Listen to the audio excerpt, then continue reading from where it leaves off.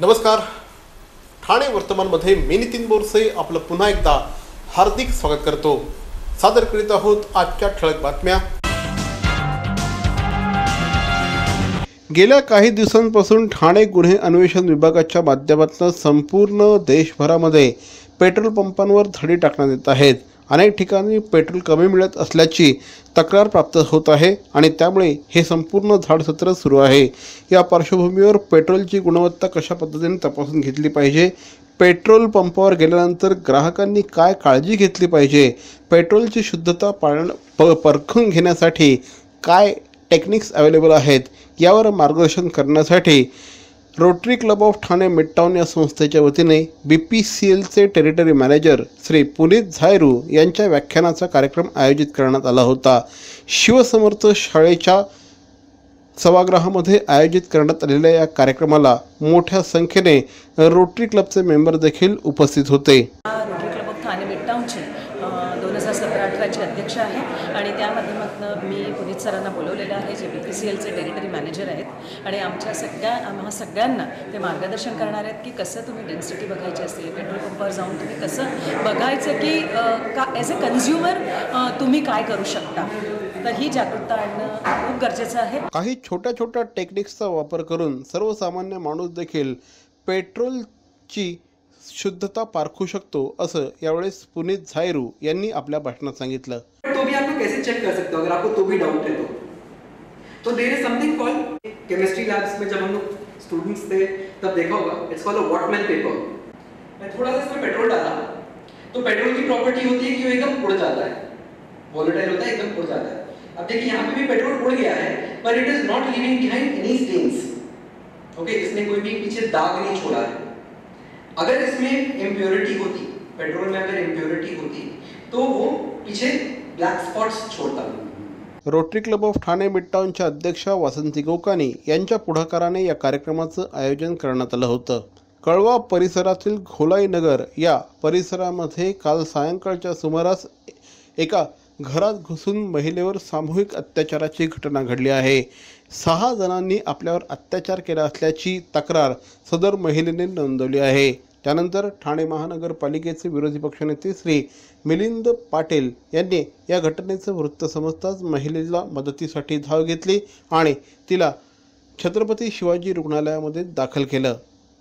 या संदर्भात आज राष्ट्रवादी काँग्रेसच्या महिला अध्यक्षा चित्रा वाघ यांनी देखील घटनास्थळी धाव घेतली. त्याचप्रमाणे सदर महिलेची विचारपूस केली आणि तिच्यावर योग्य पद्धतीने उपचार सुरू आहेत की नाही याची माहिती घेतली. त्यानंतर सौ चित्रा वाघ यांनी पोलीस स्थानकामध्ये जाऊन देखील या संपूर्ण घटनेचा तपास अतिशय चांगल्या पद्धतीने व्हावा अशी मागणी केली. दरम्यान या संदर्भात 3 जणांना अटक करण्यात आला असल्याची माहिती पोलिसांनी दिली आहे. या संपूर्ण घटनेवर आपण लक्ष ठेवून आहोत, असं चित्रा वाघ यांनी सांगितलं. 3 आरोपींना अटक करण्यात पोलिसांना यशही आले. आता याच्यामध्ये फर्दर इन्व्हेस्टिगेशन चालू आहे. आमचंही लक्ष त्या ठिकाणी आहे की कशा पद्धतीने झालं, त्या महिलेवरती ॲसिड फेकलं गेलं, त्याची जखमही आता आणि मेडिकलचे जे रिपोर्ट्स आहेत ते अर्थात एक्झामिनेशन झाल्यानंतर वैद्यकीय टीम जी आहे ती पोलीस स्टेशनला पाठवते. तर त्या पद्धतीने त्यांचे मेडिकल रिपोर्ट्स जे आहेत ते पोलीस स्टेशनला जाणार आहेत आणि त्याच्यावर पुढच्या काही त्यांची मोडस ऑपरेंडी ती पुढची कशा पद्धतीने असावी ते ठरणार आहे. या केसवरती आमच्या सगळ्यांचंच लक्ष आहे. त्या महिलेला भेटून आलो, तिच्याकडनं माहिती घेतली, तिची परिस्थितीचा आढावा घेतला, डॉक्टरांशी बोललो, त्यांचे चालू आहे, त्यांनी रिपोर्ट्स हे केलेले आहेत, पाठवलेले आहेत पुढे स्पेशल टेस्टसाठी. त्यानंतर आता सिनियर साहेबांकडे येऊन आम्ही पूर्ण तपास कशा प्रकारे चालू आहे त्याबद्दल चौकशी केली. असं त्यांनी सांगितलं की 3 जे आरोपी आहेत त्यांना 3 अटक केलेलं आहे, अजून ते फरार 3 आहेत, त्यांचा शोध घेत आहेत. त्याचप्रमाणे मेडिकल रिपोर्ट्स आणि जबान्या सुरू आहेत, ते आजूबाजूची मुलं, नातेवाईक, त्याचप्रमाणे आजूबाजूच्या परिसरात जबान्या चालू आहेत. त्यामुळे लवकरच आता काय तो निष्पक्षपणे तपास करावा अशी आम्ही त्यांनी सूचना केली आणि त्या हिशोबाने त्यांचा प्रकार सुरू आहे. मुंबईत नारळाचं झाड कोसळून महिला मृत्युमुखी पडल्याची घटना ताजी असताना ठाण्यातही झाड कोसळून जखमी झालेल्या तरुणाचा मृत्यू ओढवला आहे. शुक्रवारी सकाळी पाचपाकडी परिसरामध्ये एक भला मोठा वृक्ष उन्मळून कोसळल्याने दुचाकीवरून निघालेले उच्च न्यायालयातील वकील किशोर पवार हे गंभीररित्या जखमी झाले होते. उपचारादरम्यान त्यांचा मृत्यू ओढवला. दरम्यान पवार यांच्या मृत्यूप्रकरणी ठाणे महानगरपालिकेच्या संबंधित अधिकाऱ्यावर सदोष मनुष्यवधाचा गुन्हा दाखल करण्याची मागणी स्थानिक भाजप नगरसेवक नारायण पवार यांनी केली आहे. या प्रकरणी नौपाडा पोलीस अधिक तपास करीत असून स्थानिकांचे जाब देखील घेत आहेत. ठाण्यातील पाचपाकडी परिसरातील किशोर पवार या व्यक्तीचा काल संध्याकाळी मृत्यू झाल्यानंतर त्यांच्यावर अंत्यसंस्कार करण्यात आले. दरम्यान किशोर पवार यांच्या पत्नीला ठाणे महानगरपालिकेमध्ये नोकरी द्यावी अशी मागणी देखील आता स्थानिकांकडून होते आहे. निसर्गातल्या कणाकणात ईश्वराचा वास, फुला फुलातून दरवळणारा मोहक मंद सुवास, याच सुगंधातून वसे पूर्णत्वाचा ध्यास. देवभक्ती अगरबत्ती दे आनंद हमखास. विविध सुगंधात उपलब्ध पितांबरी देवभक्ती अगरबत्ती आजच आणा घरात. तेव्हाचा चिंग्या तसाच होता. माझे इथल्या बँकेत अकाउंट नाही, त्यामुळे माझ्याजवळ पैसे नाहीत. माझे पैसे तुम्हीच भराल का रे मित्रांनो? नंतरचा चिंग्या तसाच होता. काय करू मित्रांनो, आज माझी बँक बंद असते. चिंग्या अजूनही बदलत नव्हता. आता माझ्याकडे पैसे आहेत, पण चेकबुक नाही. चिंग्याची कारणं थांबत नव्हती. आता मला मोबाईल मधनं पैसे ट्रान्सफर करता येतात बरं का. पण नेमकं त्याच बँकेचं ऍप माझ्या मोबाईल मध्ये नाही. बास, कारणं संपली. अरे पण उठा, फोन कर, ट्रान्झॅक्ट. ट्रान्झॅक्ट? तुला पण माहितीये ट्रान्झॅक्ट? ट्रान्झॅक्ट झॅप, transact app, transact app. Baron men's स्टुडिओचा लग्नसराई धमाका, 50% महासेल. किती? 50% महासेल. हो, कुठल्याही कपड्यांवर चक्क 50% ऑफ. बॅरॉन मेन्स स्टुडिओ ठाणेकरांच्या सेवेत पुन्हा एकदा नव्या रूपात, नव्या रंगात. अधिक व्हरायटी आणि तत्पर सेवेसह बॅरॉन मेन्स स्टुडिओ. एथनिक मेन्सवेअरचे भव्य showroom. Blazer suits, sherwani, Jodhpuri, Indo western, kurta suits, formal, partywear, shirts आणि ट्राउझर्सचे भव्य दुमजली शोरूम. बॅरॉन men's studio. पुरुषांच्या खरेदीचा एक वेगळा अनुभव. चला तर मग वाट कसली बघताय, सहभागी होऊ बॅरॉनच्या 50% महासेल मध्ये. बॅरॉन मेन्स स्टुडिओ, आमंत्रण हॉटेल जवळ, जिल्हा परिषदेसमोर, स्टेशन रोड, ठाणे. दूरध्वनी 02225304837. बॅरॉन मेन्स स्टुडिओ. ठाण्यातील बाळकुंभ परिसरामध्ये मोबाईल दुकानात चोरी करणाऱ्या चौघांना कापूरवाडी पोलिसांनी अटक केली आहे. विशेष म्हणजे या गुन्ह्यात त्यांनी वापरलेल्या रिक्षेच्या क्रमांकावरून त्यांना अटक करण्यात आली आहे. यासाठी पोलिसांनी दुकानातील CCTV फुटेज देखील तपासलं होतं. या गुन्ह्यातील एक आरोपी कमी वयाचा असल्याने त्याला न्यायालयाने जामीन मंजूर केला आहे, तर इतर तिघांना आजपर्यंत पोलीस कोठडी सुनावण्यात आली आहे. नवी मुंबई येथे राहणाऱ्या चंदन गुप्ता यांचं ठाण्यातील बाळकुंभ परिसरामध्ये मोबाईल विक्रीचं दुकान आहे. सदर दुकानात 18 जुलै रोजी काही अज्ञात इसमांनी चोरी केली होती. या प्रकरणी पोलिसांनी सापळा रचून इक्बाल शेख याला अटक केली होती. त्यानंतर त्यांचा साथीदार मोहम्मद कुरेशी, सौरभ ठाकूर आणि शुभम खैरनार यांना देखील अटक करण्यात आली होती. विशेष म्हणजे शुभम खैरनार हा कमी वयाचा असल्याने त्याला जामीन मंजूर करण्यात आला आहे. त्याच्याकडून चोरलेल्या 4 मोटरसायकल आणि 1 रिक्षा हस्तगत करण्यात आली आहे. या आरोपींकडून इतर देखील गुन्हे उघडकीस येऊ शकतात असं पोलिसांनी सांगितलं.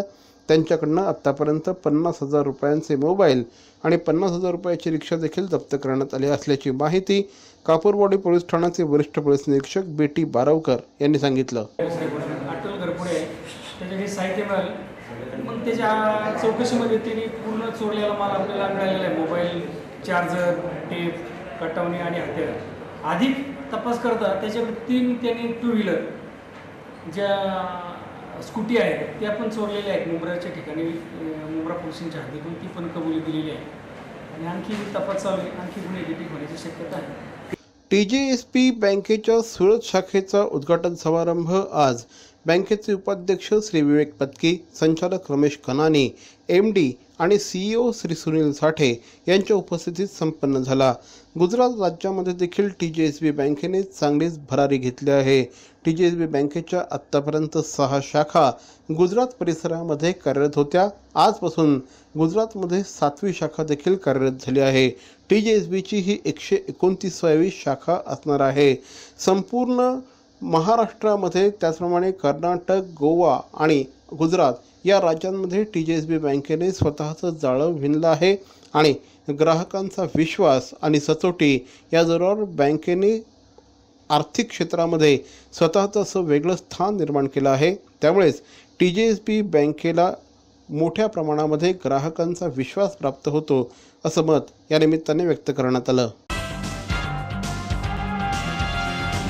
मरावे परी अवयव रूपी उरावे. अवयव दानाचा हाच संदेश जनसामान्यांपर्यंत पोहोचवण्याचा संकल्प घेऊन निघाले आहेत ज्येष्ठ समाजसेवक माननीय नानजीभाई खिमजीभाई ठक्कर ठाणावाला. त्याचसाठी काढण्यात आली एक भव्य दिव्य रॅली. अवयवदानासाठी सुरू आहेत ठिकठिकाणी जनजागृती सभा. लक्षात ठेवा, आपला अवयवदानाचा संकल्प वाचवू शकतो कुणाचे तरी प्राण, दूर करू शकतो कुणाचं तरी अपंगत्व अगदी कायमचं, फुलवू शकतो अनेकांच्या संसारात सुखाचे बगीचे. अवयवदानाच्या या महायज्ञात सहभागी व्हा. समाजरत्न श्री नानजीभाई खिमजीभाई ठक्कर ठाणावाला यांच्या पुढाकाराने जनहितार्थ प्रकाशित. अहो, आपण आपलं घर स्वच्छ, सुंदर, नेटनेटकं ठेवतो ना, मग आपण आपल्या शहराच्या बाबतीत उदासीन का? आपलं शहर स्वच्छ, सुंदर आणि नेटनेटकं ठेवणं ही आपली जबाबदारी आहे, हो ना? मग उचला फोन आणि विना परवाना होर्डिंग्स, बॅनर्स कुठे दिसले तर 1800 222 108 या टोल फ्री क्रमांकावर कळवा किंवा 750 69 46 155 या भ्रमणध्वनीद्वारे आपली तक्रार नोंदवा किंवा महापालिकेने तयार केलेल्या स्टार ग्रेड ॲप्लिकेशनद्वारे आपली तक्रार नोंदवा. त्याची दखल त्वरित घेतली जाईल. लक्षात घ्या, आपला छोटासा सहभाग आपलं शहर स्वच्छ, सुंदर आणि नेटनेटकं बनवू शकतो. जसं आपलं घर तसं आपलं ठाणे शहर.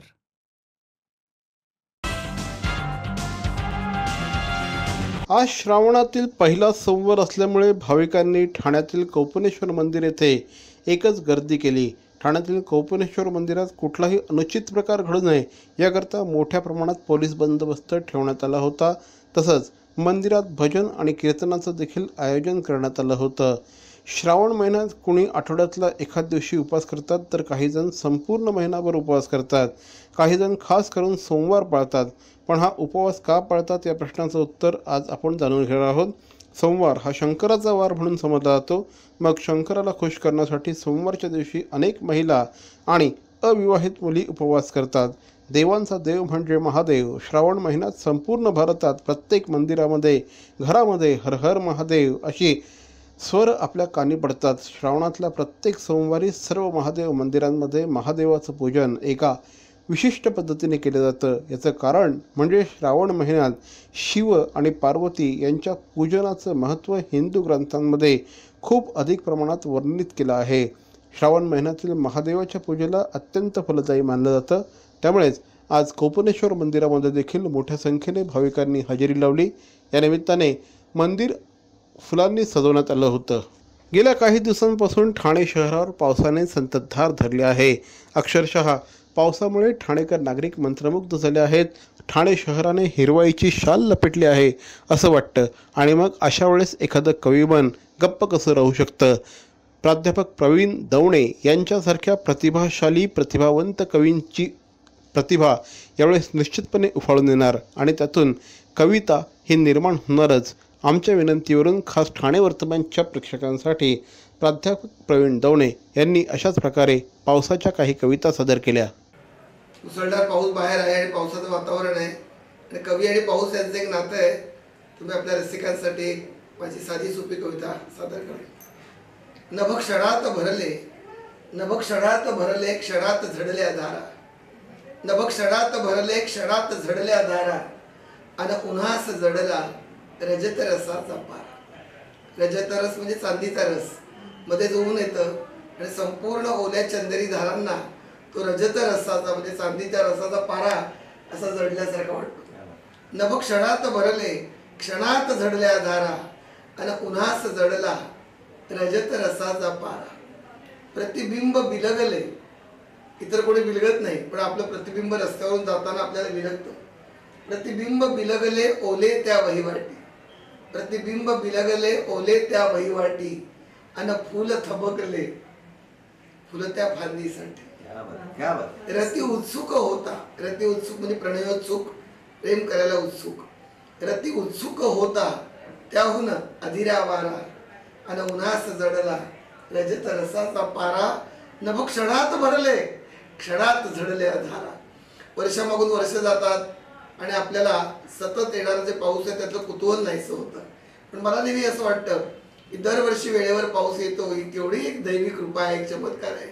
मग पुन्हा या कवितेतून पुढे मी म्हटले, ते पुन्हा उतरले आज नशेचे दूत.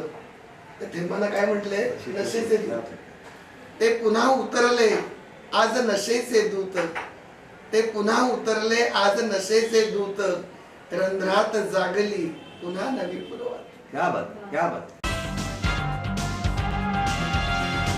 तर मंडळी, आजचा हा एपिसोड आपल्याला कसा वाटला आम्हाला जरूर कळवा.